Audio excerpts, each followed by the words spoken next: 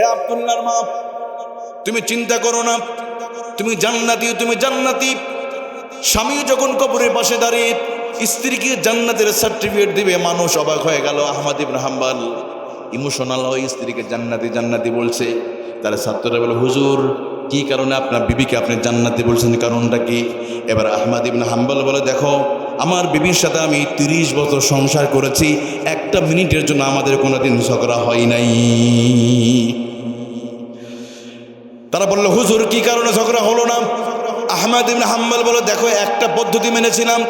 যেদিন আমাদের বাসর রাত, ফুল সজ্জা রাত, সেদিন আমি আমার বিবিকে বললাম, ও আমার প্রাণী স্ত্রী, শোনো আমিও কাদামাটির মানুষ, আমার ভুল হতেই পারে, তবে শোনো তোমার প্রতি অনুরোধ হলো, যদি আমি কখনো রেগে যাই তুমি চুপ থাকবে, আর তুমি যদি রেগে যাও আমি চুপ থাকবো। তার মানে হলো স্বামী রেগে গেলে বউ চুপ করে থাকবে, বউ রেগে গেলে স্বামী চুপ করে থাকবে।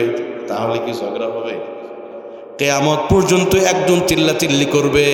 ধরেন স্বামী রেগে গেছে, স্ত্রী চুপ করে আছে, কিছুক্ষণ পরে দেখবেন স্বামী আস্তে চুপ হয়ে যায়।